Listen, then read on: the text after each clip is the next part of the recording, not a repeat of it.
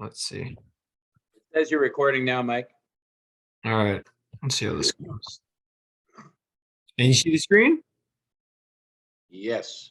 All right. Welcome, everyone. Returning U16 families and potential new families from U14. And if anyone else is new joining this call from outside the club, welcome to you. And my name is Mike Janik, the executive of the club. And as well, we have Sandy Natras, our lead coach for U16. And overview for tonight, my part will be, quick and dirty. It's not like a regular fall meeting where it's really involved on all the levels of the club. We're really here to give you a general overview of U16. We recognize those moving up from U14 to U16 may want to be interested in what that means, not only scheduling wise, race wise, equipment wise, and those pieces or commitment. And then for all parties, I'm assuming they're interested in the calendar and most notably the spring, summer, and fall calendar. So that's kind of going to be the nitty gritty of it, and what most of you are probably more interested in. And of course, hearing from Sandy about the philosophy and styles of the U16 and the structure of it. All right, so here we go. An overview of the ski club. For those who've been a part of it, we are here to develop champions in life and sport. So not only for everyone's individual goals within sport, but also in life. And as many of you were in that room when we defined it, building resiliency, curiosity, passion, awareness, and those wonderful things. So using sport to facilitate that growth as a person as well. And the mission here, being a center for excellence by engaging with all of you, members, coaches, partners, and athletes towards this common goal. I put the slide up here of the LTAD. Well, sorry, not the whole LTAD slide that represents the long-term athletic development plan that we follow, that it is put forward by Alpine Canada, as well as many other sports, to highlight that this is a long-term pathway, and that each one of these levels, each one of these categories is a stepping stone towards this eventual goal of skier for life. And so within the U16 program, they're still within this train to train phase. And as they were coming into it in U14, they're now solidifying that, what it means to show up with a purpose, train for a specific goal, and now coming into a little bit of that train to race phase. It is that, second year U16 starting to touch into that, where they may be building towards a little more purpose towards a specific race, whether this is a U16 nationals or a speed event or a series. So that's a little bit of the difference, that the athlete's starting to solidify what it means to come to train with a purpose, grow their own goals, their own personal goals, and then what it means to train for a race, touching on that a bit. And just, I think this is my last slide. For all these programs, it's, what they're getting, what we hope to aspire to within it is that the skier gets to know their outside ski, so the primary turning ski, how to use it over variable terrain, all conditions, that the athlete, grows their body awareness, gets to know the physical literacy through not only the skiing, but as they grow into U16 and the FIS U18 programs, dryland becomes a more prominent component. Hear this from Sandy, and that, that not only strength, coordination, ability to move and balance within on their skis and in space, but also it's a huge safety piece. So as they go up into U16, their racing speed, they're doing longer camps, their race series are 4 days. And so there's more demand on the body. And our preparation for that is essential, the physical preparation, that we can keep everyone safe throughout the year. And then the last piece here is as they go through these programs, for me, the number one thing, if they choose to move up and this is the sport that they enjoy and they like hanging out with their friends, as they go through the process of success, failure, of learning, skill development, we hope that gives them a chance to learn more about who they are, that piece of growing independence, going on the road, having some success, having some failure. In that process, if we do it right, hopefully they will leave this club knowing more about what their gift is to the world. And I think that's the aspiration for sports. So with that, I believe, oh yes, it wouldn't be it wouldn't be a ski club a call if we didn't mention this. And just for want to catch anyone who's new, because this is the same throughout all the programs, is the volunteer commitment. That there is the expectation that you become a part of it, help, especially put on these races, and whether it's chaperoning a trip or coming out and helping put on our local events. We are a product and a benefactor of our volunteers, and it's a lot more fun for everyone when you all come out. So I believe now I'm over to Sandy. Without further ado, over to our lead U16 coach, coming into the second season with this program, or just coming out of the first season. And it's been really great getting him to be a part of this, and look forward to keep building on this as we move forward. So, Sandy, over to you. Thank you. Thank you. Hi, everyone. Welcome back, I guess, to everyone who's already in U16. Some of this is going to be a review, I guess, and I'm going to breeze through the first couple slides pretty quickly, as we're going to probably, well, we'll certainly do it again in the fall. But welcome to, I guess, all the U14 parents who are looking at potentially joining us for the upcoming season. So I guess, first of all, my coaching philosophy, I believe in developing the person, the teammate, the athlete, the skier, in that order, developing good habits as an athlete and for life. I believe that our success in sport, in certainly in this sport, probably any sport, I believe in 5 pillars: mental, physical, technical, tactical, and equipment. And each element is important for the success of our athletes in the sport. I think each one has its is probably equally important to have success. So our goal is to work on all 5. We have a team approach: athletes, parents, coaches, club. We value collaboration, creativity, hard work, and fun. And as Mike said, we're in the train to train, getting into maybe in second year that learn to race stage. We're really preparing our athletes for FIS. We're trying to learn good habits, both on and off the hill, implementing consistent routines, which will be common in our training and in our racing environments. Try to create a supportive and competition forward environment. So basically what that means is, we're trying to create an environment that we train in where we encourage some fun competition and normalize competition, to try to create an environment where when they get to races, they don't feel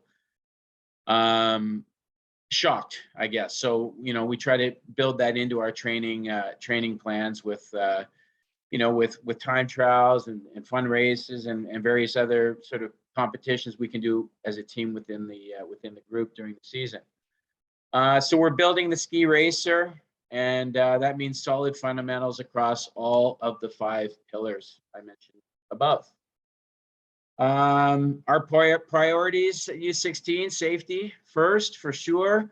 And that's, we talked about dry land. A big part of dry land is to ensure that, we can remain healthy in a sport that can be very physically demanding.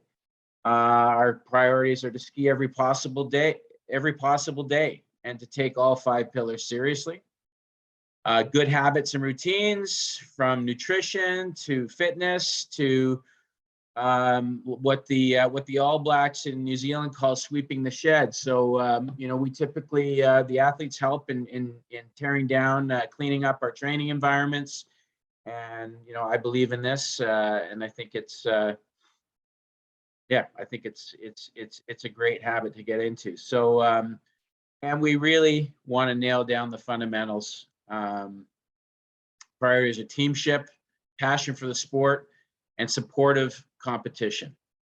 And I personally, and I think the staff, all want the days spent with the WMSC to be the best days of your week. So on Sunday, I like the idea that hopefully you're not ready to leave, and on Thursday or Friday or whenever you come to join us in the week, you're pretty excited. I hope it's the best part of your week. Program expectations, setting meaningful goals, so measurable goals, and we have a process that we go through, a couple different worksheets to kind of identify what are measurable goals, and continually monitor the progress through the season. We do athlete action cards. We create an athlete action plan, and that's something that the athlete sits down and creates, and then meets with their coaches to massage it a little bit. So that action plan is their plan, how they're going to what they're going to do throughout the year to achieve their goals. There's preseason and off-season camp opportunities. We typically do individual family meetings twice a season, once just preseason and once postseason. And then what you can expect for competition, maybe it's a little different than U14. We do 2 zone races. We do 2 Tech Open series, and those are involve all the clubs in BC at U16 level. And we will not know where those are until probably late spring if we're lucky. We'll do Westerns. This year it was at Red Mountain. I think next year it's in Alberta somewhere. We participate in the Big White Ski Cross. Next year will be U16 Nationals and Whistler Cup. The other thing we started to do this year, and Mike and I have been talking about making it an annual event, is creating an international racing opportunity. So we're trying to figure out what that's going to look like moving forward. Likely, we have to deal with both Canadian and BC quotas, as well as quotas for the races we choose. But anticipation would be that would probably be 6 to maybe 8 athletes tops. So we'll come up with a means of determining how you would qualify for that. So anyway, so that's what the competitive season could look like, and not everyone does all of the events, and some of them will require qualifying for, like nationals and the international race. So the other thing that will be a little bit different next year for those coming up into U16 is speed racing, speed races. So we do compete in Super G. Normally there should be 2 in a season. This year we had 1 canceled. So hopefully we can build on that. We certainly do a lot of Super G training at the club, and we're pretty fortunate in that regard. So be some different equipment needs there, Super G skis mainly. And I guess the other expectation is developing athlete autonomy and a passion for the sport and the team. So, one of our goals is as the athletes get older and are moving toward that FIS age, that we're developing more autonomy. The athletes take more responsibility for their own actions, their own communication.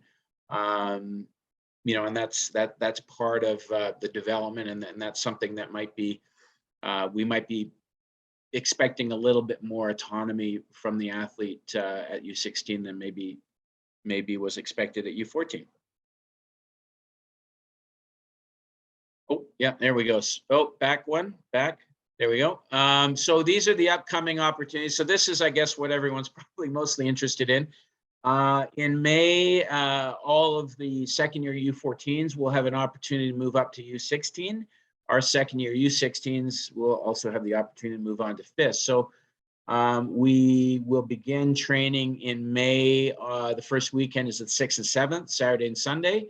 And then the next 2 weekends after that will be four-day training opportunities on Blackcomb. Following that, beginning June 14th, we'll be offering a speed camp. So that'll be speed elements and a speed track on the Whistler T-Bar from the 14th to the 18th. So that's a 5-day camp. There'll be another 5-day camp from the 26th to the 30th, which will be a Slalom GS camp also on the T-Bar at Whistler. We'll be offering 2 dryland camps in July, one from the 3rd to the 7th, and the second from the 17th to the 21st.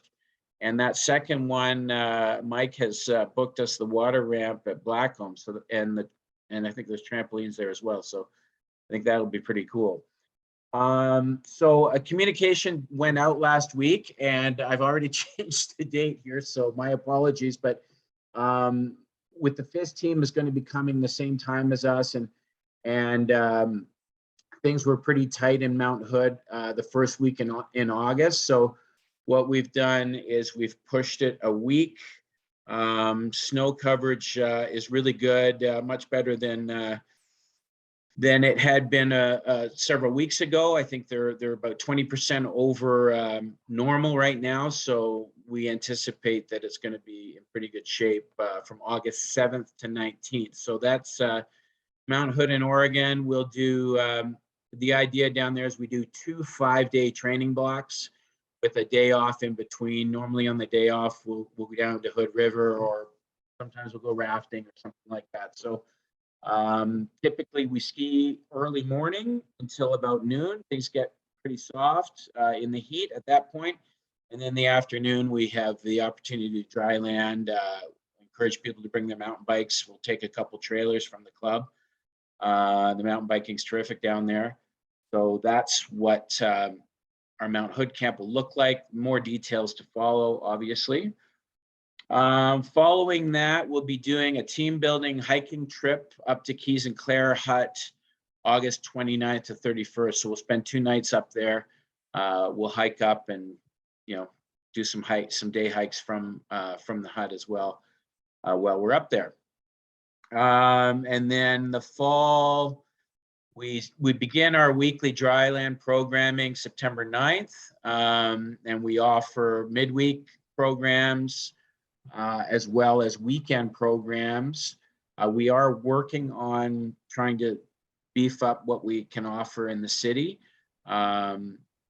We're just trying to figure out how to make that work. And then, of course, we do our sports Saturdays every Saturday here in Whistler. Our fall camp this year will be Sun Peaks. We'll be in Sun Peaks for the entire camp. We did 2 separate locations last year, proved to be a lot of logistics. So we will be in Sun Peaks from the 18th to the 30th. So that's kind of what we've got coming up until we actually get into sort of the beginning of training at Whistler next December. What's the next slide? Just on that, yeah. First, our apologies for changing the dates back and forth with Hood. Literally right after I sent it, we got new information that allowed us to change it. So I hope that's okay, and it fits a little better. And then for the if there are any questions regarding the preseason camp, Sandy and I were talking about this, and they'd gone to Panorama. For those who don't know, Panorama's, known for great snow, or hard snow, and consistent.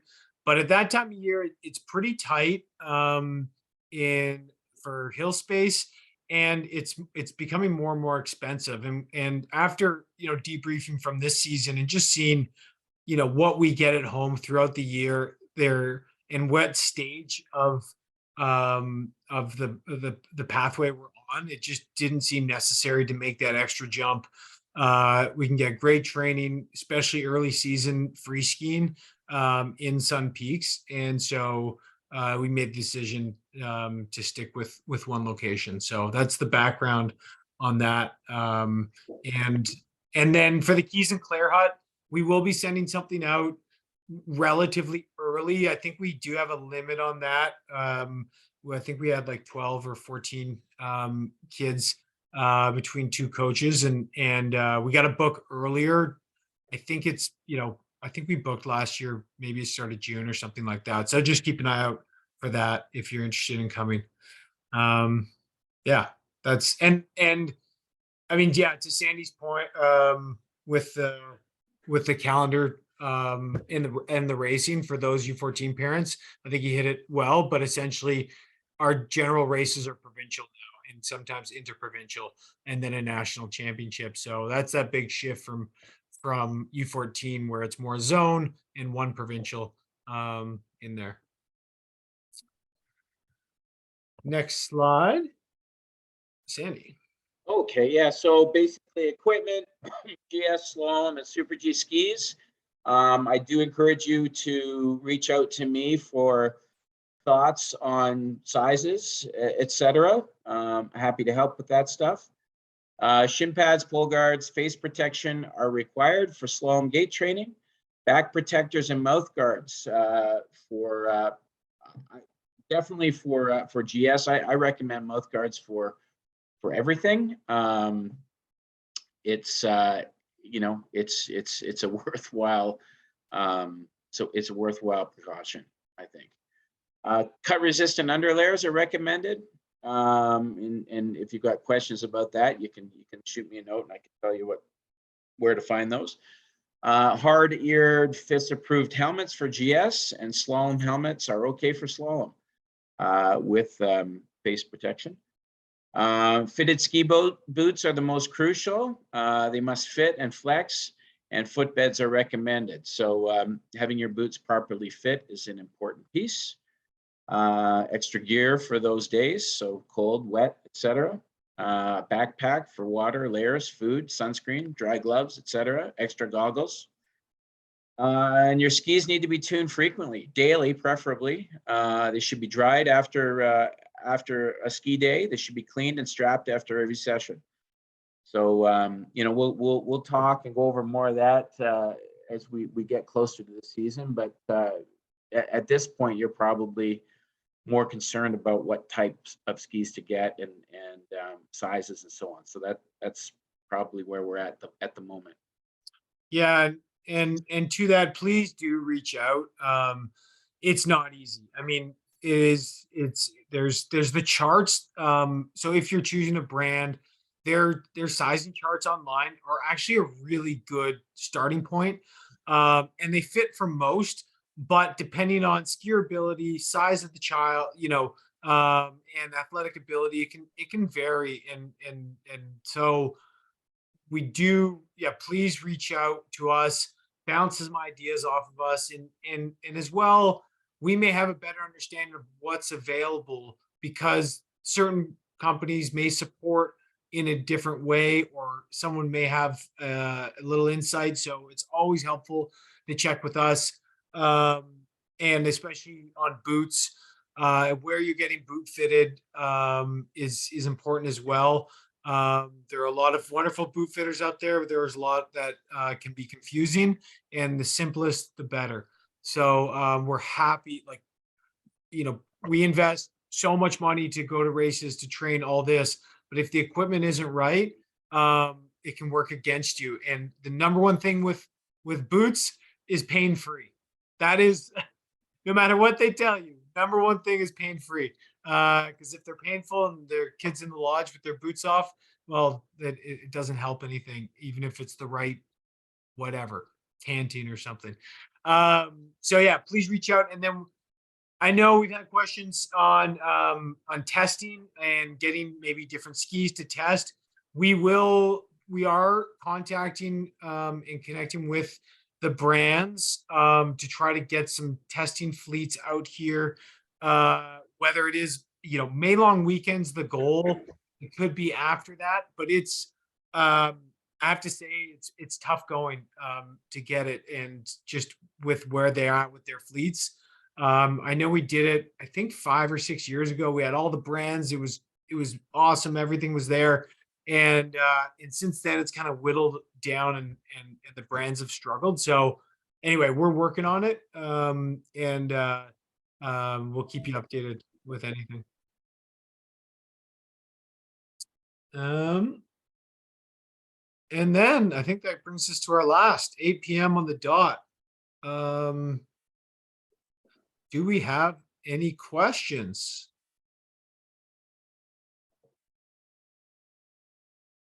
What do we miss? Jen, did we hear anything? You have your pulse on it. Is Jen still here? Hey, Mike. Yes. Hey, Brad.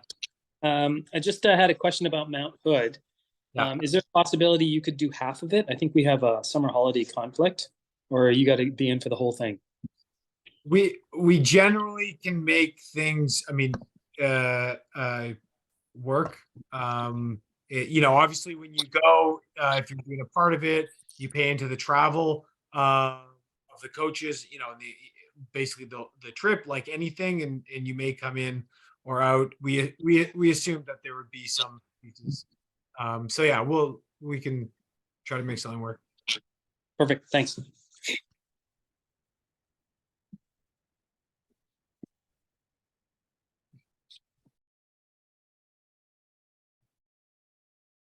Any other questions? Good question.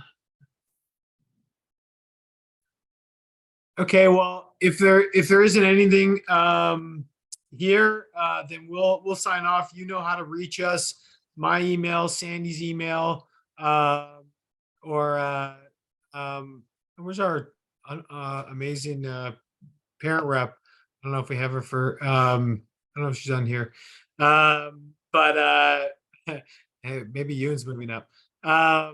Anyway, if you have any questions, you know where to reach us. I'll be putting this recording up, and we can share we'll be sharing the slideshow as well within the groups. So thank you everyone for joining. Thank you, Sandy, and have a good evening. Thanks, guys. Thank you. Thank you. Thanks, guys. Thanks, guys. Welcome. Thank you.